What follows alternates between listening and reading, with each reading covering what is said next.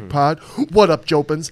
Episode 169. How fitting is that first? Episode 169. Haha, 69. Good fun number. Jopins, it's time. It's fucking fight week. Hell yeah. We're in Vegas running around by now by the time you watch this episode. Maybe, maybe not. We leave Thursday. Doesn't it feel good to finally be back in Vegas? It's been too long, bro. It's going to be so great to see all the Jobins there and just have a good-ass time and just see our boy kick some ass. Last time we were in Vegas for a UFC event was when he fought Pedro Munoz. What event was that? Wow. How controversial, too. And then, like, the eye poke tapping. Yeah, and then please no eye poke, Sean. Yeah. Man, I think he could have stayed. That was so... Pedro, I think you could have stayed in there. Yeah, he pussed out. He didn't want to be in there. But how cool is it? We saw that. We go to Boston. We weren't at Miami. Here we are back in Vegas, the stomping grounds. And this is a tailor-made event for our boy Sugar Sean. He got the dome. I can't wait to be in there. Shout out my boy Zach Jobins. He gave me an extra ticket to the event, so Schmitty's going to be there. I haven't fully announced it on the podcast yet. We're going to meet him for the first time. I've already talked to him on the phone. We haven't FaceTime, but we've talked a lot. You guys are going to meet him for the first time. The Zach attack. Yeah, the Zach attack. Brendan's worried Zach's going to kill us in our sleep in the hotel room, but I have assured him. So we had a little bit of we said, hey, you got to, talk to us. We had a great discussion about it. We're excited for Zach. Yeah. It's going to be okay. If he does try anything, we'll have to kill him. And we're going to bring the podcast table, too. Or not this one, obviously, but a fold-out one. Yeah. And then we could put him under the table, put some wind chimes, so if he moves at night, we'll hear it. We'll hear it. We'll know. I'm just kidding. Zach, good sport. He has to go on the plane, so he ain't going to have any weapons unless he fashions something. You can easily go to a knife shop in Vegas. This is true. But he's going to... I felt bad. Jobins, getting shit for free. Yes. Everybody loves getting shit for free. But I also feel bad about it. It's a lot of money, and the ticket prices have gone down drastically. So he spent a lot of money for this ticket that he probably could have got a refund or something back and worked something. What? Yeah. You are giving back a bit, and we're going to hang with him and have a good time. Exactly. I thought of ways I can make it up to him. I have a whole bunch of extra Sean shit that Sean has signed for me over the years. I put together a little package. I'm going to give that to him. I told him he can hang out with us. We're going to go, which, by the way, Jopins, the press conference and weigh-ins are going to be outside. Outside? Yeah. Ooh. And they're doing a 2-day event again. We need to stay hydrated. Yeah. Oh, yeah. It's going to be hot. I don't think it'll be as bad as here. Or do you think it will be? Well, so? It may be just a couple degrees, but when it's 100 plus, it's going to be the same. They're doing a fan expo. Remember those back in the day? I feel like it's been a while. I have a love-hate for the fan expos because I love the people that they have on them and like they are set up really nice, but then I hate the lines because of how long it takes. But it's understandable. You got to get your picture, you got to get your signature, but it is a long time to wait. It's a son of a bitch. We went to, back in the day, every time we went to an event, there was a fan expo. And it was nothing compared to the UFC X. Remember that one? That was the one that made me go, I'm done. And the thing that sucks, too, is like, Jobins, if it takes too long to get to the person, they'll switch them out. And then it's like the person you were originally in line for to get their signature and a picture with is gone now.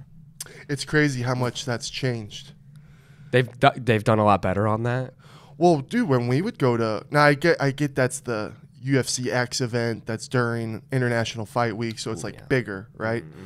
And like when we would go to smaller fight cards like in Milwaukee on a fight card that no one really gives a fuck, and then they got some fighters outside. Like literally one time we waited outside a T-Mobile store. Yeah, that was funny. Yeah, and there was 16 people in line. Those are nice little hidden gems, like you're talking about. Yeah, does that still happen? Do they still do them at bars and shit? But I guarantee it's definitely more popping.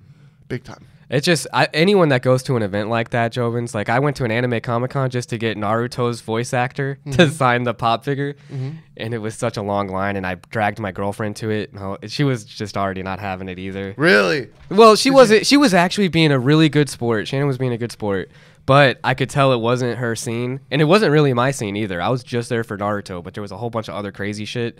But the Naruto line, bro, it was the only line that was popping, and it was probably like a 3-hour wait. You back out? Backed out. Never got the signature Jobins.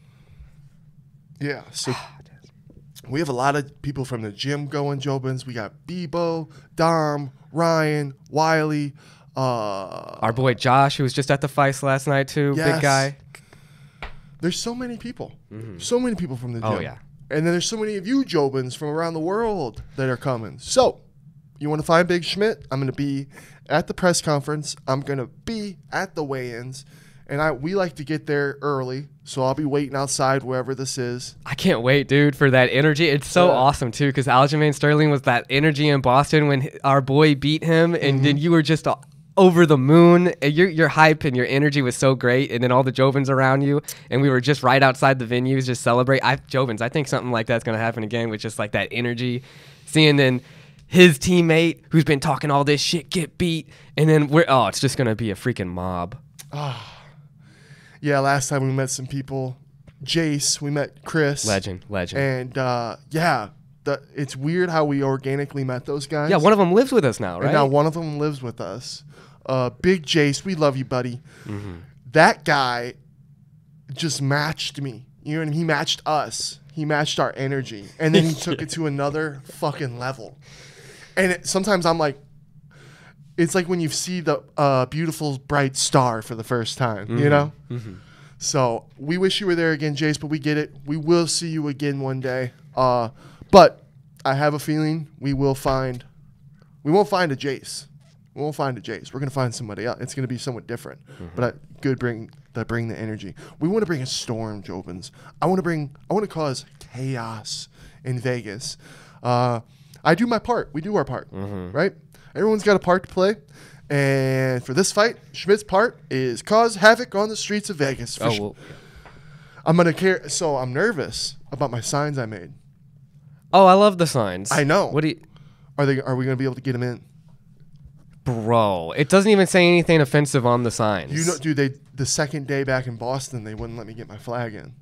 We had to turn around and hide it. I think flags are more political, though, to where your signs don't really point towards any nation or any political agenda. It's so stupid. It's just trash talk. It's so stupid. I'm going to bring the Irish flag again. That flag's been with us everywhere. It's going again. Someone else can hold it up. Irish flag will be waiting. His Irish fans are always supporting O'Malley. Come on, that's the Irish as you can get. Yeah, but we're going to sneak those signs. I'm not even going to risk it. We're going to fold them up. I'll probably tuck them in my back. Huh? They're big. Do you have a backpack or something? Well, they're not going to let me bring a backpack into. What about a draw bag? Like a draw bag? They'll search it. And the whole paper signs in there. I know, but I'm going to fold it up, hot dog style, and then I'm going to tuck it in my back, in between my shorts and my shirt, and just pray that it works. All right. Maybe we'll have to put it in each one of us. Each one of us get one. We'll figure it out. We'll get it. Because, yeah, Jobins, I got these signs. I want to... Merab. Someone holds Merab. What did I say? Merab is? Merab is... Wait, are you going to tell the signs already, or is it a surprise for... No, we'll talk. Too slow, right? Two. Merab, 2. Slow, short, ugly. So it's Merab and then 2, and then you have short, a few to match it at the end. Fuck, I'm high and I forgot what they say. Yeah, ugly, short... Stupid? I'm just kidding. I don't think stupid was on there, was it? No. I forget, Jobins. I made the signs. I made them weeks ago, and they've just been sitting, so that's why I forget. Great penmanship. We're going to cause a ruckus. Greatest bubble letters. Yeah. But we're going to break down the card here in a little bit, Jobins. But first, did you hear about Nikado Avocado? I did. I did. Isn't that insane? Bro, because I knew who he was. Jobins. He does mukbangs. He did all those mukbangs back when he was thin. And then just these past few months, I've been seeing the reels and shit of him being super overweight. And then they were saying that he was with some girl that's his girlfriend and she got fat now. But then people are like, oh, no, that's a different girl. Well, he's gay. Yeah, dude, there's just all these things I see, right? And that's just what the internet does. But I'm like, man, it's sad that he got super fat from doing all the mukbang challenges. And mukbang challenges, Jobins, I'm sure all of you know, but it's where you eat a lot of food in a sitting. This motherfucker came out and said, I just did a whole human experiment on you guys. Makes sense. He's Ukrainian. I don't want to, dude, honestly, it still gave me kind of those chills. Like, I don't want to hang around this guy. Like, he seems like he might be, like, not mentally there. Like, he's been through the ringer. He's been through the YouTube ringer of hate. And then the way he was, I was getting Joker. Crazy. I was getting Todd Phillips Joker vibes. Look at this one with this pizza and this dude. Oh yeah, there's I'm some fully aware. crazy images of this dude. He's been with Trailer Trash that. Tammy. Yeah, he's got multiple thumbnails of him making out with Trailer Trash Tammy. Has been with in mukbangs with him too. She fucking cracks me up. Bro. She's hilarious. 100. She's the goat. she is pretty funny. She's the goat, dude. Like, I remember when I showed Danny her and the one weird guy she was with for a while. Gay guy that she was with that was talking about taking it up that butt and stuff, and they would eat their Wendy's and shit. That guy was funny too. And what's crazy is they portray Trailer Trash Tammy, Trailer Trash, and then yet she's got to be balling. Hey man, I can't talk to losing 250 pounds, JOBINS. That's pretty fucking impressive. Was it Ozempic? Well, he's rich. Whatever it is, it was 2 years to do it. I know. And his motives are scary. Think about that. Like, you got to know, like, that's just a plot. So he knew what he was doing the whole time. He's super fat. He's recording his weight loss journey. That's pretty cool. That's pretty cool. That's a science experiment. No, who does that? Joaquin Phoenix, when he went all crazy for a role and he had a beard and he said he was leaving acting. Yeah, that's like the closest thing I can think of. I'm still here. I remember that. And like when Pauly Shore was dead. Pauly Shore is dead. And then literally when we were kids, we're like, is Pauly Shore dead? We haven't seen him in a while. But yeah, dude, what a plot. What a plot, JOBINS. I thought the video was weird as hell. Yeah, that he released. Oh yeah. Oh, you all were ants, and I've just been watching. I'm like, holy. Like the Joker, Todd Phillips, the Joker. I was like, this guy has been through some shit. Does he? I'm like, do you know how many do you know how many other because like, dude, honestly, and I'm even a slave to this sometimes. Is like talking shit on people on YouTube to try to get views, and like people were all over Avocado for his weight gain. So what if now he did? What if? Well, I'm going to go even further.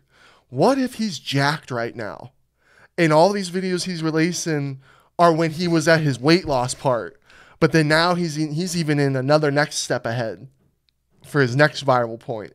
What if he's really fucking jacked like Bradley Martin right now?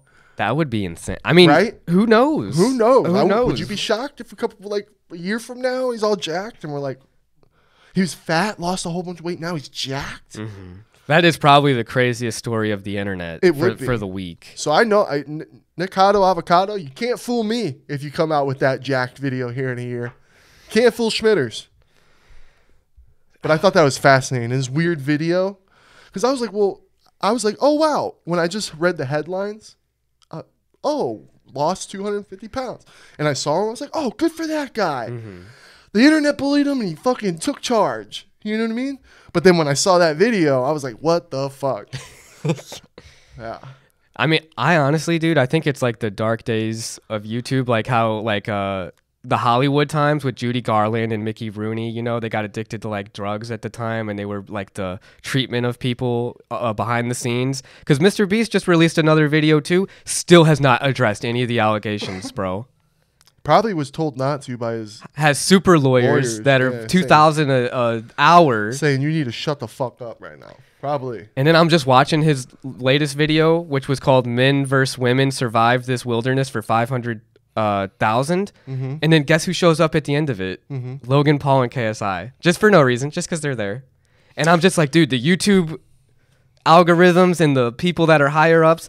It's so insane. And now I'm like, Nikki Avocado comes out next and has millions of views on his. Do we respect...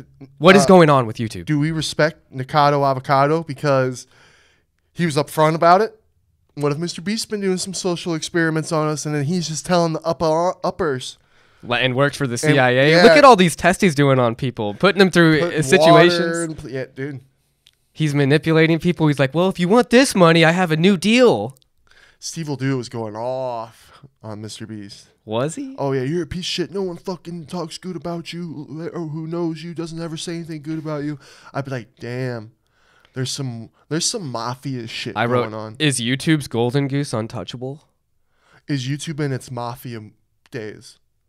Bro, Mr. Beast is untouchable. He still has so many positive comments. I couldn't find one negative comment about any of the shit going on his latest video. Is so that- many likes, 8.5 million views in 3 hours. Anyone up like that, that's number one in that with analytics and shit, I just don't believe. Like, who is it real? Is that real?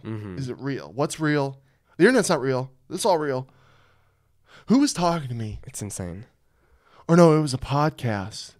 Oh my God, Jobins. And you know, this is a self-reflection thing. I think I talked about it on the Alex pod.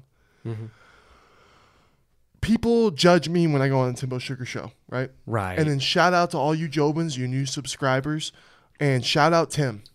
Love you, buddy. Love you, Captain. Salute. Oh, Captain, my Captain. I'm on my desk right now. Okay? I'm on my desk. Not only did you come and give me time during this busy time to do a pod with me, we had a great pod. We had a fun pod. Shared it correctly, shared everything, shared the links. It went fucking viral for me.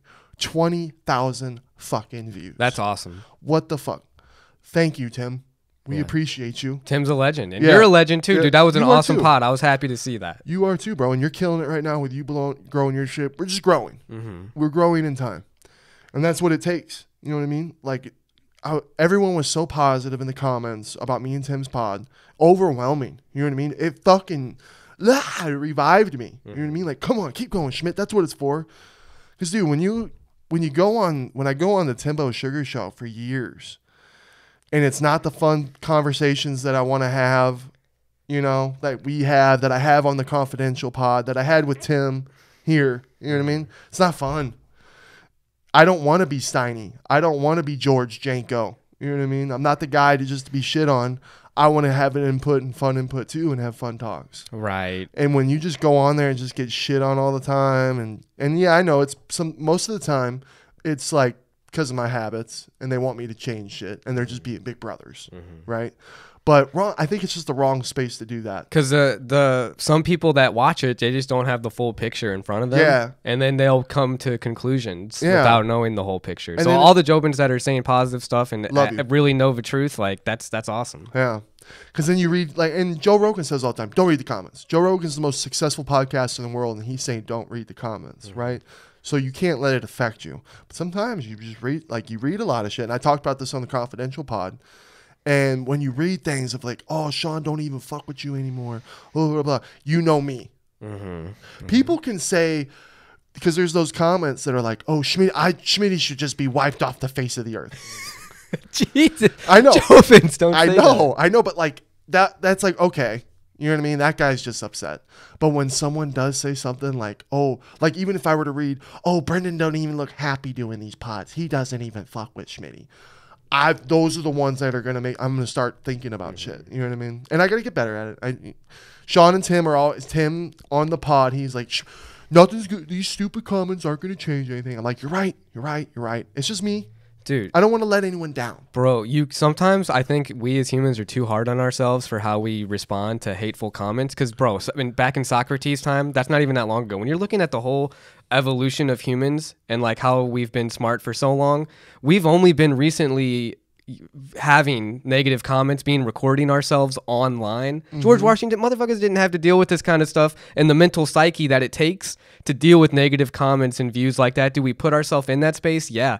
But it's unprecedented, bro. Yep. It really is. It really is. And we're the first humans in this time. If people weren't super smart in the Egyptian times and all that kind of shit before, we're the first humans to be dealing with this type shit. Nikado Avocado is going to be studied, bro.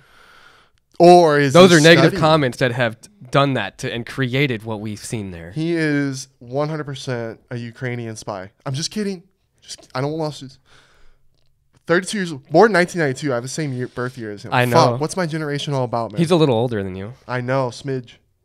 But where I was going with that, Jobins, though, is like, we can't judge people like I've done it. You know what I mean? I watch people. I'm like, ugh, I just can't stand him. But I don't even know him as a person. I'm seeing a video of a moment. You know what I mean? And you know who it was? Ari Schaefer. Ari Schaefer. He said some really controversial shit for sure. He has said some shit that it did it to me. I was like, oh, fuck that guy. I don't like Ari Schaefer. Well, he did it when someone died. Yeah, I think when Kobe. Oh, my God. Yeah, he said some shit about Kobe. But he had, like, even though it was bad timing, cold, crude, whatever, it was a subject that happened. I would just love him to say that same exact thing his face. in front of Shaq. Oh my God. Huh. What'd you say, Ari Shaver? Where is Ari Shaver? I can't do my dude. I can't do it on the pod. JOBINS, I try to do my shit on the pods. Do I have a better Shaq than that? That was horrible. Brandon, come on. I like these gummies. Is it the headphones? Maybe the headphones fuck me up with my ears. Shaq-alicious. Shaq-alicious. Brandon, these gummies are double XL. They're actually regular size gummies for me. Yeah, I'm done. But I watched this pod that he did. And it was just a small pod that he did with these two guys. And he was talking about how we live in the negative space. He's like, we choose to live in this negative space. And he simply says, there's flowers outside, guys. He goes, there's flowers outside. Go outside, and it's just, I know it's simple and stupid, flower, but it's the point. It's like, here we are, I am choosing myself to do this. Living in a negative space. Well, he's choosing to put input into a negative space. Ah, you're right. Damn. And then it's that's from a hater, Ari Shafer. And imagine going and smelling those flowers, and then someone's in your ear whispering, "Kobe's a rapist." Now try to enjoy those same flowers. He's walking. Try to enjoy those flowers while someone says that to you. I'd be like, "Hey, man, don't say that right now. I'm smelling my flowers." You choose to go in a negative space. You're putting negative stuff out there. Anytime Ari Shafer was around me and said some negative shit, I'd be like, Ari, I am not in that negative space. Yeah. You know what I mean? I'm in this positive space. Please. But in that little moment of the interview that he did with these people, I was like, damn, okay, Ari Shafer. And at the end of the day, he's a comedian, bro. He is. And that's what, dude, comedy is all about destroying whatever it is you're talking about brutally. You go on stage and it happens. Ricky Gervais had a great point too, because I was watching a video on him, JOBINS, and he was talking about comedy and how people look at it. And he made a joke about dragging a handicapped kid out and punching him. Then he said, "That's a joke. Now imagine if I really dragged out a handicapped kid and started punching him. Exactly. You would be outraged. It's words, it's jokes." You know, that's what he was trying to separate the difference. Oh yeah. And it's like people get offended too easily. But human nature, Brendan Michael, is that we want to push those boundaries as far as we physically can. Ari Shafer is a boundary pusher. Oh yeah. It's human nature to want to push the boundaries. So then that's when people go, ugh. But that's what comedy is supposed to be about. That's why I have totally, like, I'm serious, JOBINS. If there's a moment in time when I ever get to be on Kill Tony, I'm going to feel like Eminem in 8 Mile at the end. I'm like, this is my time, this is my moment. Schmitty's been made fun of his whole life, right? And whenever Sean and the boy, whenever we go back, me and Art go back, it'll be different on stage in front of people in the moment. You know what I mean? But I feel like I can handle the shit talk if I were to get shitted on after, which you probably would, right? But you know how we do our podcast notes? Right. That's how I've treated. That's how I've treated the Kill Tony bit that I have, because I see George at our gym. He's George's. What up, George? Shout out George for doing stand up. It's badass. And he comes in and he likes to read it to me, right? And I'll laugh and and I'm honest with him. I'm like, and then he thanks me.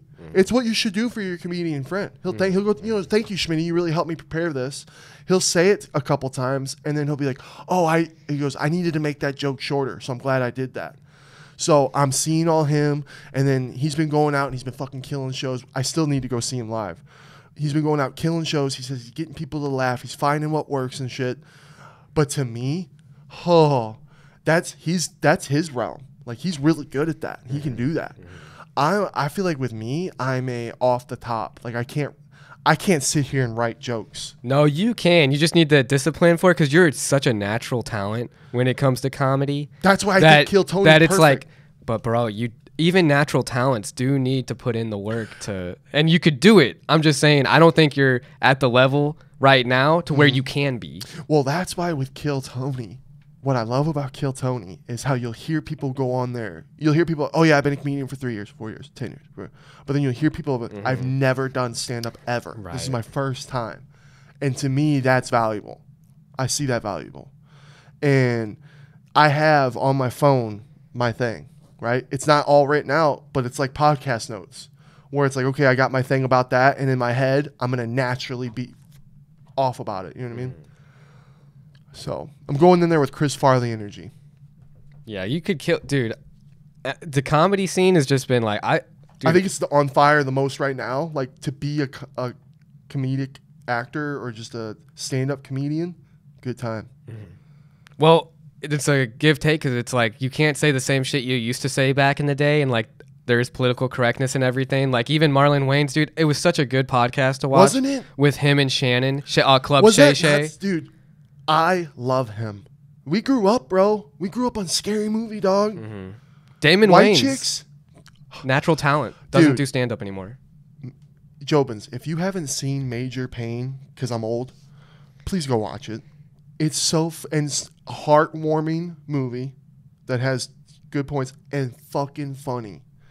Damian Wayne was fucking on top of the world back in the day. My mom, I'm so blessed with my mom and dad with their movie and music involvement and like their tastes, because my whole life my tastes were based off them and they had such great tastes. I'm watching Bernie Mac as a kid. We're watching Scary Movie growing up on those guys were the funniest brothers. Who are other brothers that were that funny back then? Dude, honestly, it's like I think people, not just the black community, because they are definitely like such huge figures in that space, but just in the overall comedy community, like these guys are certified legends. See, I think us growing up in St. Louis, bro, I think we had that culture still. Yeah, it was down the block, down in the city, but like we were around it. You know what I mean? So I feel like that, because dude, those shows were on TV all the time. You know what's a movie we need to watch? Because again, it was the Club Shay Shay podcast. Damon Wayans actually met Jim Carrey on Earth Girls Are Easy from 1988, and then they got on The Living Color from there on Keenan Ivory Wayans, who is like the Keen Wayne brother, the oldest of them all. And I love Marlon's impression of him. He talks like this, and it reminds, because I always thought of me and you, bro. When we would watch White Chicks and like Scary Movie as like Sean, like you were Sean and I was Marlon, but actually it'd be like you were Keenan and I'm Marlon, because like the way he would describe their relationship just made me laugh a lot. But he would tell him jokes, and then like you were just like Keenan, to where you would be like, "Ooh, this could be worked. This is not really funny," but it's like it just drove Marlon to be that much better. And I love that, hearing his relationship with his brothers. With his brother, dude, it was so cool. I'm glad that you watched that, because I was watching it by myself. And I was sitting there having the same thoughts, and I'm just going, "This is such a good. This is what podcasts are." JOBINS, if you haven't seen it, go watch it. Shannon Sharpe, right? What's Shannon Sharpe, dude? Shannon Sharpe's been killing it on Club Shay Shay with Cat Williams and like other people that he's had on there for real. And they're having fun talks. And this is controversial. Don't hate me, JOBINS. I'm about to say some shit. I've been watching some Theo Von pods lately, and they're just not doing it for me lately. Interesting. He seems like he's not in love with it anymore. Do you think it's because of the guests that he's bringing on? Because it's almost like he's bringing some big heavy hitters. JOBINS, let me know in the comments, and I'm gonna keep watching, because I love Theo Von. I think he's so funny. I like Theo. I love Theo Von, but lately I don't know. Am I wrong? Maybe I'm looking too. Let me know. But like when I watched Shannon Sharpe and Marlon, that was a fucking pod. Took me back. Remember the Scary Movie days, dude? I love Shannon Sharpe's platform, again, just because he promotes, like, I loved it when Marlon Wayans was like, everyone was talking about, like, with Keenan, how he was a black director, that, like, the greatest black director. It's like, no.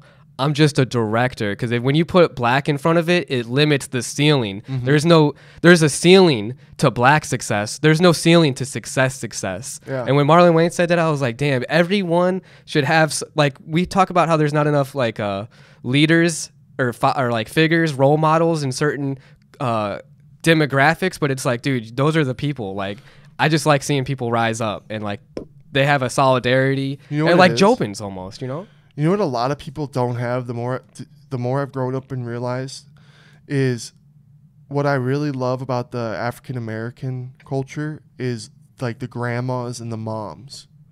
Because when he started talking about his mom, about how he's always there for his mom, and then when he's older, now that he's older, he was taking her home, and then he'd take her home and then make sure that she'd show him that she's upstairs safe and made it up safe and waved to him.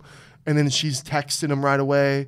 Oh, I had such a great time. You sure know how to treat a lady, a woman. You know what I mean? And remember, it hit me. Remember Lady Killers? That's him. That movie was so Marlon Wayans, it's unbelievable. Because remember how he was with like the grandma whooping him and he was all like, oh, yes, ma'am. And because like he would get real, like, you know what I mean? Mm-hmm. Because that's that respect that they have for their elders and for their parents and for their moms and shit. And you learn a lot. He talking about how he had to carry his laundry all down the blocks, up and down, up and down, up and down, and what it taught him. It's like, damn, dude, that's that shit I love and respect so much. And the way he was talking about it, it was fucking. I'm like, damn, I'm gonna call my mom right now. I would say, just because you're right, that is awesome. But I feel like the white community too has that same love for their parents and stuff. Just something about the way it is. With the African American culture, I love. Go watch Lady Killers, Jobins, and then you'll kind of get a sense of what I'm talking about. Because that's a good movie. Dude, I still want to see Earth Girls Are Easy from 1988. I don't think I've seen that movie. Neither have I. It's got Jim Carrey, Jeff Goldblum, and Damon Wayans in it as the aliens. And then Gina Davis is in it too. That's like that weird time with that one Ben Stiller movie where they're all superheroes. There's oh no, this is even earlier than that. Mystery Men was like from 1999. How old? This is 1988. Before either of us were even born. Yeah, we'll have to watch it. Give a little review. Hell yeah! And I want to watch Nightcrawler with you because we were watching Club Dread and that was fucking fun. Damn, Jobins, I don't know, and you, bro, like. Scary Movie we grew up on. And the way they talk about Scary Movie 3 just changed everything to me. No, what? Who? Where? When? Marlon Wayans was talking about it with Club in the Shay. Well, I didn't finish the pod. I probably had like 25 minutes left. The Scary Movie 1 they did, right? Scary Movie 2 they did, but they got paid less than they did from Scary Movie 1 from Miramax. What does Miramax do on Scream 3 or Scary Movie 3? They take the idea from the Wayans bros, but because they weren't going to pay them more than what they paid him in the first one, they said, we'll pay you the same amount that we paid you for the first movie. Even though 1 and 2 generated money for them, they were going to give him a shitty deal. And the Wayans brothers said no, but Miramax did some dirty shit, still took Keenan's idea and ran with it for Scary Movie 3. What part? The whole thing. The whole thing. The whole thing. They took that and they said, we're going to put other people in there so we don't have to pay you. I really wish we would have had them, and I wish they would have got paid correctly, and we would have had Scary Movie 3 with them. And it just makes me think, bro. Can you imagine? Anna Faris as Cindy and Regina Hall as Brenda. How could you guys still do that movie? I'd be like, I'm not doing this movie. Right? I agree. Dave Bautista was not going to do Guardians of the Galaxy if James Gunn was going to get taken off of it, and that was a controversial moment at that time. Where's the loyalty? Anna Faris was getting paid. I bet Regina Hall was getting paid. It's hard to say no when you got a lot of money coming at you. But, man, that just irked me. And in Scary Movie 4, they didn't have any of the ideas, so it was even less of a return. Yeah. All scary movies after Scary... I'm sorry. I hate that. It makes me hate it. Like, I will have that feeling for it. But when I sit back and I think about me, you, my mom in the theaters... watching that for the first time. Like, we were those two kids that probably everyone was telling to shut the fuck up. 100. Because of how loud we were laughing the entire movie. God, can you imagine Scary Movie 3 with the Wayans bros? We basically did have it, but they didn't come to the contract agreement, so they kicked them out. They had the ideas. They had the ideas, but that's a totally different tone, totally different comedy. But we wouldn't have had that annoying-ass white guy who was acting like Tom Cruise. He did get caught in the lie, Marlon Wayans, in the podcast. He was a little salty with the Scary Movie franchise because Haunted House and Scary Movie 5 came out at the same time. Did you know that? And I liked Haunted. Back in 2013. Yeah, and Marlon's Haunted movie was funny. He was saying that his movie did better than Scary Movies, but Scary Movies box office was $78 million and Haunted House was $60 million. So I was like, there's a little saltiness there to get the that one was skewed. Funny with him though, and he's talking about how he's going to become a serious actor. So we'll see what happens with that. Dude, they're all talented, bro. They wrote 26 drafts for "Don't Be a Menace to South Central While Drinking Your Juice in the Hood," which is one of the most iconic cult films ever. And apparently, when it was directed at first, it wasn't good, and they redirected it with Keenan. What a genius! He's a genius. He's a comedic genius. That's just the thing, dude. When you know your group, when you know your brothers, it's easy to come out with good shit. And he said that formula. I liked how he talked about it's like cooking. You know, I can give you all the ingredients, but you ain't gonna do it the same way that we do it. Right. That's with Scary Movie 3. That's what I was trying to say with Scary Movie 3. Would have been a totally different film. Right. They had the ingredients, not the love, not what you put into it. Because, dude, which one, rank your scary movies for me in the comments, Jobins? Give me your 3. Don't even include after 3. I think it goes in order. In order. Same. But Scary Movie 2 is so fucking funny. It's so funny. The basketball scenes, the wheelchair guy, the hand guy, bro. It's hard for me. Scary Movie 1's always a classic because of Scream and all that kind of shit. But like, when I think about the longevity of the laughs, the banger laughs and scenes, I feel like Scary Movie 2 might have them longer and throughout more of the film. We might need to watch them back I think so. Just to compare the first and the second, and then the third also. I don't know why a part of me wants to say Scary Movie 2 than 1. I don't know why. Little Hand does kill it. Oh, dude, I don't. There's some great scenes. But I think you're right. I think it does go in order too. Fuck. But then when we saw Scary Movie 3 in theaters, I loved Eminem so much at the time. We loved Signs. Like, that was when so many good movies were coming out, and when those movies would make fun of them, we knew every single reference. But literally all those ideas that you just brought up were brought up by the Wayans brothers. Yeah. Think about that.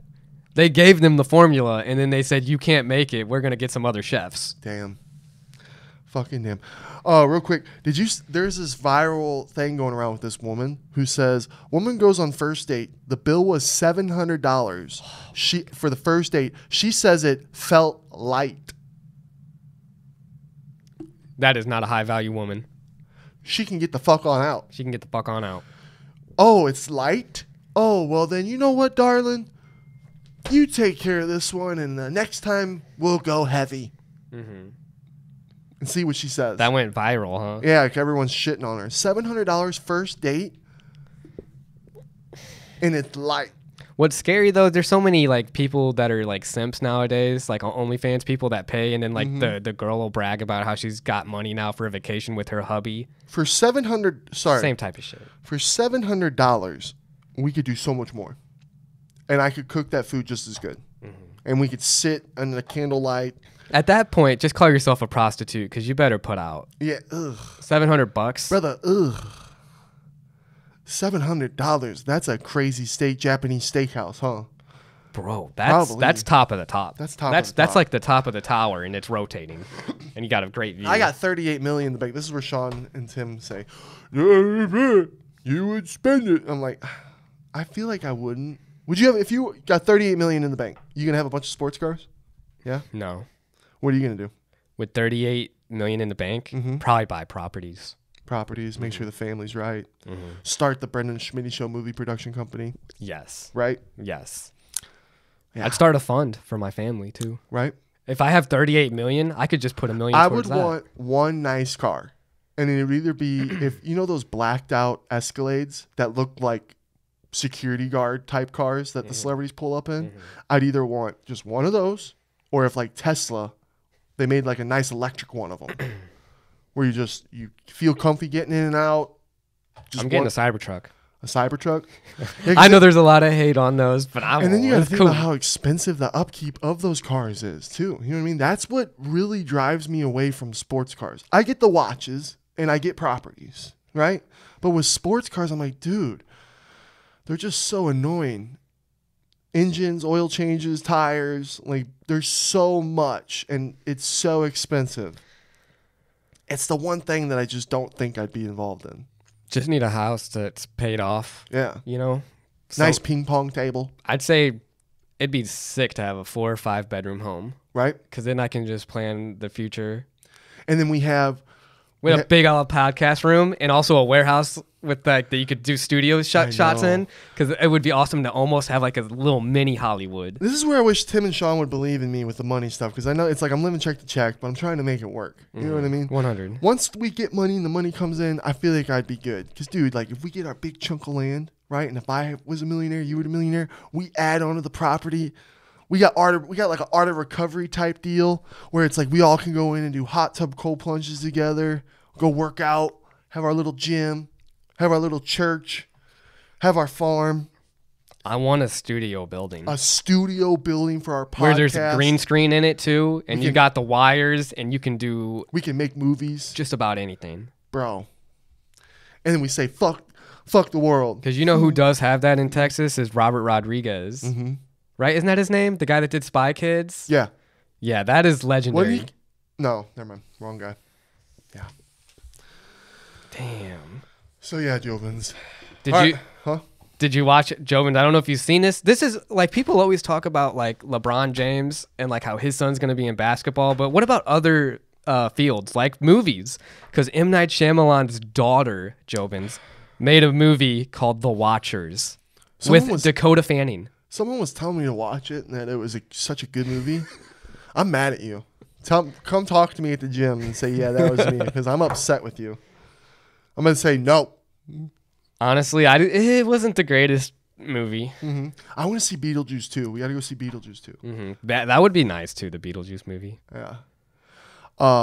Bro, we got to break down these fights before we go. We got it. How much we're in this moment right now. It's Sunday. It's Monday now that you guys are watching this. It's fight week. Schmitty thinks fight week starts on Sunday. That's just how I am. It's fight week to me. Mm-hmm. Watched the countdown. Countdown was really sick. I'm just taking in this moment. It's always weird. Hung out with Sean last night. It was like the last boys' night before he heads out. And I just take it in because Sean puts everything on the line. These fighters put so much on the line. I have so much respect for him. Even Merab. And it's just like, fuck, man. Anything can happen in a fight. I don't like that shit. Mm-hmm. And I get so nervous, but it's a good nervous because I'm 100% I think Sean's going to get this knockout in the first round. I have a good feeling. A lot of people are saying second round. I'm thinking first. I'm with you on it too. I think so. First round. There is nobody like Sean mentally. And he's like you said with the Marlins wins. You can give everybody that recipe that Sean's putting out. Right. But he's the only one that's going to deliver the way he's doing it. That is a good way to sum it up for sure. And I know for a fact Merab's coming, Jobins. I was watching. He's coming. He says he's going to put it on the line. I'm a little skeptical with all this self-sabotage he's been doing with the staff and just all these kinds of things. It's a little bit of self-sabotage, you know? Mm-hmm. But I have a feeling he's going to go. He does, when he fights, dude, his cardio is the biggest, scariest thing in the takedowns. Right? He's only human as well. They're both only human, but cardio goes away too for everyone. And even the Covingtons of the world. Let's talk about Sean's cardio because everyone's all about Merab's cardio right now. What about Sean O'Malley's cardio? Mm-hmm. My boy is in Arizona in the mountains at 117 degrees out, running up and down mountains. Mm-hmm. That's insane. Let me know. And he's doing it, and my boy don't sweat. There's so many things where I'm dying, huffing and puffing, sweating my ass off. I look at him, he's not even glistening. He can run all day. Top of the top, man. Yeah. But fighting's different. Fighting cardio is so different than just being able to run all day, you know? But there's so many weapons Sean has, and those videos of Merab getting clipped with the left hand, Jobins, I'm seeing it. It's almost, could it be identical of the Aljamain fight? I hope so. The question comes down to can Merab take the punches? I don't think because I don't think anyone has yet. And Merab has to trade in order to get a shot landed. He has to trade, and you don't do that with Sean. Right? He's got to get in. He's got to get some shots to even give some. Yep. So that is going to be rough. Super excited for this matchup for Sean because I am a little salty with how the promotion went for everything. I think it should have done a little better. I think the whole entire globe should have been based on him. Just because he's so colorful. And how cool is it that our boy gets to be the first one to do it? Dana White's saying this is a one and done with it, but I don't think so. You never know. Unless the ticket sales aren't as much because of how expensive they were, but it seems like it's going to be an all-around success. Yeah, dude. This whole event's going to be so fucking sick, Jobins. Being back in Vegas, being in that globe is going to be fire. Outside is going to be sick. Press conference weigh-ins are all going to be fire. Mm-hmm. I'm so fucking excited. We're going to be so involved too, just because it reminds me a lot. Last night we watched some soldiers from Red Hawk Academy because that Tim was coaching go out there and fight the amateur circuit, and Mm-hmm. man, those fights were still electric too. And like yeah. your heart's racing still because like you know these people, and you yeah. hope the best for them. So I mean, it didn't go the best last night. Straight up shout out to JP Joe Perez. What a warrior. What a warrior. Oh. He fought a guy that was from the MMA lab who even said like, hey, thanks Tim, thanks Sean, thanks Red Hawk, thank you JP for coming up and fighting. No one wanted to take this fight with me. Damn. So you got to respect that. Yeah. And in Cleveland Joe, as they call him, or Joe Corrigan, he did really good too. He got a doctor stoppage win. He was beating his guy up, and then before the third round started, they called it off. Damn. And then the other fight with Matthias, shout out Matthias, dude. I've rolled with him before. He's such a good dude. He's so nice. And they're all good dudes. They're all nice good guys. dudes, but he got a rear naked choke sub at this guy just jumped on him like a spider monkey on the first He was round. winning with hands, I heard, though. He right? was Yeah. hitting him, dude, and this guy was getting dropped, but then he just ran up and got his back. I was sitting next to that guy's uncle. Oh. So it was weird because we're all rooting for this guy, and then he's rooting for and then I was just doing like these like quiet claps. I was like, oh, okay, good job. Dude, yeah, it's tough. It's tough. It's so different when you're like invested to these guys and you know them personally and you see how hard they work every day. Dude, appreciation to all the fighters, even Merab at the end of the day. Even as much as like they're the ops, it's like these guys are gladiators going out and fighting for the spectators. So it's just legendary shit. Yeah. Hopefully Schmitty doesn't get beat up. We'll find out because I'm going to go cause a ruckus. I can't wait. One eyebrow Schmidt. Let's break him down, baby. Let's break him down. We have... Yeah, it's going to be a good card still. It's crazy that Raul Rosas Jr. is the first fight of the night. He's fighting a guy I don't know. Yeah, I've been kind of off on it too. 25-10. Is this a fight that's kind of given to him? Quag Oeri? How do you say it? He's 31. Damn. It's crazy Roaz is still only 19, bro. Yeah, he hasn't even hit 20 yet. That is crazy. I feel like he's been in the game for a while. 31-year-old. That's going to be crazy. 9-1 versus 25-10. Interesting. Very interesting. I'll go Rosas. Yeah. Edgar Chairez versus Joshua Van. 10-2 Joshua Van. Edgar Chairez 11-5. This is for a flyweight matchup. Oh, okay. I haven't heard of these guys either. Yeah, honestly, Joshua bro. Van's 22, 5'4". Edgar Chavarez is 28, 5.6. This could be a damn good fight. That could be a good fight. Let's go, Van. I'm going to go on Sherdog real quick. Hold on 1 second. What do you Jobins use? Sherdog, Tapology, UFC's website. I like Tapology. You like Tapology? I don't know if the Jobins like Tapology, but I think it's pretty good. I think sometimes Sherdog fucks up. Mm-hmm. I feel like Tapology is always the one that's fucking... I'll do Tapology. Should have had it before we did the pod. My bad, Jobins. My bad. Oh. How are you feeling? Are your nerves up? Oh, yeah. My nerves are definitely up. But I'm really confident, too, at the same time. So I'm actually... I think my nerves are going to be less than they were last night for our boys on the amateur circuit, just because of how confident I am about Sean taking care of business. I forget how to breathe whenever Sean fights and I'm watching live. I forget how to fucking breathe. All right, here we go. Now I'll have a little more background on these guys. Wow. All right, Yasmin. God, I can't say these names. I'm sorry, Jobins. Yasmin Yarega versus Caitlin Souza. 14-4 Brazilian. 11-1 in Yasmin. Oh, my God, my abs. I should not have done this. Abs. God, I should write this down. Damn, she's 11-1, Yasmin. That's pretty good. Yeah, 25. Still young. Yeah, Mexican. Let's see. She's on a 1-fight win streak. Lost to Denise Gnomes. Damn, I wish I knew who At that UFC. was. I remember Denise Gnomes. UFC 290. That name sticks out to me. Lost by punches. This is her 5th UFC fight. 5th UFC fight for Miss Yasmin, 11-1. Who is she fighting? Hey, we're just taking our time here, baby. We're taking our time. We're gonna go. We're invested in these other fights, Jobins, I promise. I am. I'm learning right now with you guys. That's how it is, dude. Every time there's a Sean fight, like, yeah, I want it to be this great card, but then at the end of the day, That's another thing too. They really could have boosted So, fight card. 100%. Like, we're looking up. I don't know who the fuck these people are. Yeah, but luckily, that's how it, like, at the end of the day, we're there for Sean. And at the end of the day, like, he's been on all these fights. I forget who's on the rest. Forgot. I'm sorry. And I remember how much the crowd loved her. She's awesome. But I forgot. So I look at the poster. You know what I mean? And honestly, too, how many great fights have we seen from people we didn't know? It does happen all the time. All right. God, no one cares about this fight. Sorry, Jobin. Just because of how long I'm taking. Sorry. I'm so sorry. She's 29. Caitlin Souza's 29, Brazilian fighter. She is 5'3", 14-4. This is her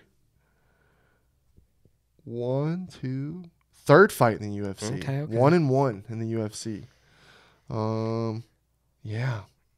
Gonna go decision win for the Mexican fighter. She's got 8 wins by knockout. 1 win by submission. 5 decision. Who knows? Maybe this chick's got hands. Maybe she can go out there and knockouts. Brazilian versus Mexican. Who you got? I got the Mexican winning by decision. The 11-1 girl who's 25. She's got this. I don't know on that one. Next, Manuel Torres versus Ignacio Bahamamonez. See, I've heard of it, Ignacio, and he is a stand-up electric fighter, so I'm going with him by knockout. 15-5 versus 15-2. Manuel Torres. Let's see how fast my iPad opens up for this one. Thank you, iPad. El Loco, 29 years old. Lightweight matchup, 5'10", 73-inch reach. He's good size still, 5'10". Oh. I know Ignacio's pretty big. He's on a 6 fight win streak. Damn, he's tough. This is his 3. This will be his 4th UFC fight. Damn. Okay, he's been in the game. Yeah, so he's 3-0 in the UFC. Mr. Manuel Torres. Manuel Torres. And now he's fighting who? He's fighting Bombosa. His name's hard to say. My name. Oh, yeah. Ignacio Bahamamonez. And he is good. I've seen him fight. He's not ringing a bell for Schmidt. He's a lengthy kind of guy. He's got that stand-up game going on. Let's see. He's 27. La Yolala is his nickname. 6'3". Yeah, he's a big guy. He's big for the as weight. fuck. He's gonna win this fight. Holy shit. All right, how many in the UFC? We got 1, 2, 3. This is his 4th fight in the... Oh, no, hold on. Whoa, he's been here for a while. From the Contender Series back in 2020. So he is 1, 2, 3, 4, 5. 5-2 in the UFC. Interesting. 1, 2... Well, I guess you don't count the Contender Series. So 4-2 in the actual UFC. He's winning this fight. You think so? Just because of his size? Torres is not going to... Most of his wins are by knockout. 10 wins by knockout, 1 by submission, 4 by decision. 27 years old. Damn, that's a good fight. He's tough, that's too. That's a good fight, He dude. can take a punch. He can? I've seen him in scraps. Well, he's fighting a dude that's on a pretty good win streak. I'm going to go Manuel. Okay. I'm going Manuel. Here we go. Irene Almeida versus Norma Dumont. I got Irene Almeida. Who do you got? I got Norma. You got Norma? Man, Irene, she's cute. 15-7. 36. Damn. She's old. She's gotten up there. Reach, 68. She's on a 1-fight win streak. Last beat Carl Rosa. Lost to Amanda Nunes back in 2020. Understandable. Wow, yeah. That was a long time ago, it feels like. That feels like another world ago. It's a long time ago. That's weird. Damn. Okay, so 1-fight win streak. She's going up against Dumont. I'm sorry Dumont's about pretty this, good. Jobins. Norma Dumont's pretty good. My iPad is super slow. I should have had this all written down. It would have been a lot smoother. So I apologize. Yeah, 11-2, Norma Dumont. Boom. 33, the immortal. Let's see. She's on a 4-fight win streak. She's been in the UFC for a minute too. Damn. Decision win, Norma. Think so? Yeah, she's been in the UFC since 2020. Damn, she's got a lot of fights since 2020. 1, 2, 3, 4, 5, 6, 7, 8, 9 fights in 4 years. That is a lot. That's consistency. On top of being in the COVID year. One of them being the COVID year. You know what I mean? COVID year was crazy. That was when Kevin Holland had all those fights too. There's a lot of people coming up. That could be a good fight, dude. You never know. Irene could spoil it. She could spoil. Irene's a big fighter. Number 2 versus number 9. That's a big fight for Norma. That's a big fight. She gets that. She jumps in line for a lot of people. Damn, you're going Norma. Fuck. Come on, Almeida. Spoil the time. All right, Ronaldo Rodriguez versus Odie Osborne. See, I don't know those guys either. I know Ronaldo Rodriguez. He sounds familiar. Odie, he kind of sounds familiar too. 12-7, not a great record. 12-7 for Mr. Odie. Ronaldo Rodriguez, 16-2. Oh, damn. That's a great record, right? Lazy Boy is his nickname. 25 years old. Flyweight, 5'6". He is 7 wins by knockout, 5 wins by submission, 3 decision. And he is on a, 1, 2, 3, 4, 5, 6 fight win streak. He's only been in a UFC fight night, so this is his second fight in the UFC. I feel like they're still trying to get that flyweight division built up, so it would be good. Hopefully, it's a good fight. He lost the Contender Series back in 2020, and then he went in the Lux Fight League, did a whole bunch of fights there. Now he's back. Then he got a rear naked choke against Denise Bonder, UFC Fight Night in February. And now here he is, second fight. Good for him. Good luck to him. Honestly, because of that story, I kind of want him to win. Lazy Boy? Just because he had to get demoted and then put back in there and he fought. Let's see what Odie happens. Let's see Odie Osborne. Come on, iPad. Odie. I like the name. Odie Osborne's a pretty sick name. This is an old-ass iPad. All right, so the Jamaican Sensation. Oh, okay, yeah, we've talked about him before, the Jamaican Sensation. I remember doing notes on him. Oh, no. I forgot about him. 32. And his record, brother. You said 12-7? He's on a 2-fight losing streak. Both rear naked chokes. Oh, man. What a warrior. Imagine that. 2-fight losing streak, and then you're fighting a guy like the guy that we just talked about. You got to give him respect. You talk about back-to-back rear naked loss Back chokes. against the walls. I bet Dustin. Charles Johnson. Man, he's been in the UFC for a minute. He's from the Contender Series. Man, he lost to Brian Keller back on McGregor versus Cerrone. Mm-hmm. Yeah, his record's not that great. I apologize, buddy. Manel Cape he's lost to. Tyson Nam. Manel Cape's a good fighter. Yeah, so's that Tyson Nam guy was pretty good. He's fought a lot of tough-ass people, Mr. Odie. This is a tough fight, man. Respect to a guy when his back is in the corner. I'm going with the other guy, though. Mm-hmm. Me too. Rodriguez, I think Rodriguez got this. Rear naked? You think it's going to be a third rear naked? You never know. Could be. All right, Daniel Zahubar versus Esteban Ribovics. I'm sorry, I'm butchering these names, Jobins. I think I've heard of Esteban Ribovics before. Esteban's this is good records for both these guys. Esteban 13-1, Daniel 15-1. Oh wow! Damn, good fight here, Jobins. We had a fight. Daniel 15-1. Golden Boy is his nickname. 25 years old, 6'1". Damn, he's tall. 77-inch reach. Damn, okay, scary. Seven fight by KOs, 3 submissions, 6 decisions. So he's on a 3-fight win streak. That's good. He had an anaconda choke against Christos Gigos. Man, Warlike would just be so good at announcing all these fucking names. Yeah, then the rest are all decisions. A lot of decision wins here. But then we got some... Damn, he's only had 1 loss, and that's to Trey by decision. Okay. So this kid's tough. Daniel Zellhuber. I think that might have... Zellhuber. Esteban Ribovics. 13-1. Man, I'm going so far. We got to break down. All right. El Gringo is his nickname. 28 years old. 5'10", lightweight division. He's on a 7-fight KO win streak, or not win streak. Damn. He's got 7 wins by KO. I fucked that up. That's crazy. I fucked that up. Last one against Terrence. Ooh, with a head kick against Terrence McKinney. Okay. Oh, that guy. Yeah. Okay. I'm going to go Ribovics. He's scary.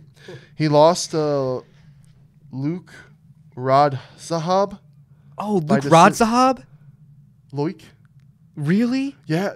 I don't know who that is either. I know, we're fucking up. That's disrespect right there, Brendan. That was disrespectful. No, they're all legends. I know. Damn, he's got a lot of wins by... Okay. armbar, submission, Kimuras. Damn, dude, he's doing it all, bro. Yeah, he's well-rounded. Man, this is a good Esteban's fight. probably going to knock him out. This is a tough fight. Golden Boy versus El Gringo. That's tough. That's a tough one. I'm going to go Golden Boy. I think Mexico is going to shine on the Mexican independence card. Besides the main event, well, technically Sean's Mexican. Yeah, bro. So hold on, he's more Mexican than freaking. Yeah, what am I talking about? God, it's pissing me off how bad my iPad is taking forever to load. It makes me sad. I'm sorry, JOBINS. I apologize again. We've already run through quite a few fights here. Oh yeah, we went through it. Next. Ooh, all right, so the last three, good. All right, we know a lot about these guys. Okay. So here we go. Brian Ortega versus Diego Lopez. Hopefully Brian Ortega can make the weight. The fight happens. We've been waiting for this fight because it was supposed to happen earlier. Do you see Brian Ortega standing with Diego Lopez, or do you see him taking him down and submitting him? I think it's better for him to stand up. Diego Lopez's jiu-jitsu should not be underestimated. Brian Ortega's jiu-jitsu is amazing. Right? But once you have, it's just like when you see an amazing wrestler and an amazing wrestler, they cancel out. Maybe. Sometimes they do sub still. Yeah, what if we see a crazy grappling match between these two? I'm going to give the edge to Diego. You would, oh my. Diego's looking like a killer. Dude, when you're feeling yourself and you know it and you have that belief in yourself, Brian Ortega's been at the top of the top and he's faced the adversity and then he hasn't come away with the dub. But then those Volk moments, man, you're getting your ass whooped and all of a sudden, wham, there's Brian Ortega. And what happened? I know. Volk is a Volk won. There's the difference between Ilia Topuria and Brian Ortega. Do you know what and I think Diego Lopez is going to be more on the Ilia side. You know what I think the biggest downfall for Brian Ortega was? His mentality. I think if he was a little more mentally strong, I feel like if that was tightened up, he would have been unstoppable. And what about his relationship with Tracy Cortez, who's a certified dime, and then they had all that falling out, and that could mess with you too, you know? And then it's like she's on the same fight organization, and you can't even like remove yourself from that relationship. That'd be hard. Because dude, Brian Ortega is awesome. He's so fucking cool. When I got to meet him, he was one of the coolest. That was cool when you met him in St. Louis. He was one of the coolest guys ever. You know what I mean? And he brings that Mexican pride. He brings the energy. When he walked out with that mask, that shit was fire. But then you see those moments like the Max Holloway. Max Holloway is one of the greatest fighters ever. But when Max was showing him how to fight, it was like, oh, fuck. My question, is Diego Lopez Mexican also? I think so, right? I'm just making sure because I know you could he's Brazilian. Yeah, I was going to say he might be Brazilian. Lopez, he's Brazilian. 25-6. Number 9 versus number 6. Huge fight for Diego Lopez, man. Who's been looking real scary. This is a scary fight for Brian Ortega. But it's like, man, does Brian Ortega's experience help win the edge of this fight? No. Diego Lopez has great experience too, and he's a very skilled fighter. Let's see. And I think that his body's going to hold up better than Brian's, unfortunately. I think Brian's gone through some pretty serious injuries that just suck, dude. He's on a 4-fight win streak, Diego Lopez. 29 years old. Damn. 5'11", 72-inch reach. 10 wins by knockout, 12 wins by submission. Fuck. He's a killer, dude. He's a killer, bro. Last beat Dan Ige by decision, but that was when Dan Ige stepped in. You know what I mean? And Dan Ige's a motherfucker. Stepped in short notice. That's hard for him, too. That's hard to take a guy that's stepping in short notice. I know. Especially against a guy who's... And how long has Diego been ready for Brian? Right. Yeah, look at this. Sadiq Youssef, uppercut. But here we go, dude. Pat Sabatini, Gavin Tucker... Lost to Mazvar Evolov by decision. That's a Russian fighter, isn't it? Yeah. He's pretty good. Man, Lopez was once on a 3-fight losing streak. That's tough. Especially going from, oh my God. What a career this guy's had. He started out 3-fight wins, lost 2 in a row. Losing 2 in a row, you're like, man, if I lose one more, I'm done. Goes on a 1, 2, 3, 4, 5, 6, 7, 8, 9-fight win streak. Loses again to Amir Alasakhav by punches back in 2018. Then goes on a 1, 2, 3, 4, 5, 6, 7-fight win streak, right? Then loses 3 in a row. What a crazy mindset that's got to be for a fighter, right? Every fighter has that fucking roller coaster of a career, right? But to go on such long win streaks and then those 3-fight losing streaks, like that mentality. Like Sean's even told us some shit about back when he first started. When it's like, man, when he has those moments of thinking, man, if I were to lose this fight and lose 2 more fights, I might not ever fight again. Like they have those thoughts. So to keep going, 3-fight win streak, win 2, lose 1, win 1, 2 canceled fights, then another loss. Like, look at that. That's a stint from 2021, 2 years to 2023 of roughness. Only 3 fights won with 5 losses and 2 canceled fights. That's tough. That's fucking tough, bro. And he did it. Now he's on a 4-fight win streak, and he's looked really good. Triangle punches, uppercuts, and decision. You can never count Brian out, though. I think Brian gets this job done. I think the only way Brian does lose, he gets injured. I think Brian, yeah. I'm sorry, but it's very likely. I think if Brian Ortega shows up, makes weight good, everything's good, mentally right there, I think he wins this fight. Diego Lopez probably is the more hungry guy right now, maybe. I don't know. Who they knows? both have the tools to get the job done, but I think Brian just needs to not get hurt, and he can win this. I'm going to go Brian. You're I know I flipped in the course of this podcast. Holy hell. But I'm going to say Brian Ortega because he's Mexican too. The other guy's Brazilian. That Mexican energy could come into play. Bro, 16-3. And look at look at these people who he's fought. Yair Rodriguez, Alexander Volkanovski, Chan Sung-Jun, Korean Zombie, I fucked that up. Max Holloway, Frankie Edgar, Cub Swanso, Renato Macano, Clay Guida, Diego Brandao, Thiago Tavares. His roster and people that he's fought is leagues above. Leagues. I think he gets the job done. But if Diego Lopez were to fucking come out, knock out Brian Ortega or submit Brian Ortega, huge. Right? Huge. All right, Alexa Grasso versus Valentina Shevchenko. Valentina's got a lot to prove. She's coming out with a lot to prove on this one, I feel like she's got a chip on her shoulder. It seems like it. So far in the countdown, I was like, man, Valentina kind of seems like she's got a little chip on her shoulder. I think that's going to be a good fight, actually. Damn. What do you think? Oh, man. Part of me thinks Shevchenko's going to win. I think she's going to... Oh, man, that's a tough fight. Alexa Grasso's no joke. It's crazy when I look at Alexa Grasso. She's had a lot of canceled fights, too, but she's on a 5-fight win streak. Valentina, Viviane Orejo, Joanna Wood, Macy Barber, Yin Yong Kim. That's a good fight. That's a good 5-fight win streak. She's a real champ, dude. That's fucking sick. Last loss to Carla Esparza, who's a gangster. This is crazy. Dude, this could be a good war fight. I think Valentina's going to come away with the win. You think so? Dude, what if Alexa Grasso just makes it her fight? It's not the most entertaining, winner by decision. That would be pretty gut-wrenching, I think, for Valentina Shevchenko. We'll see. Yeah.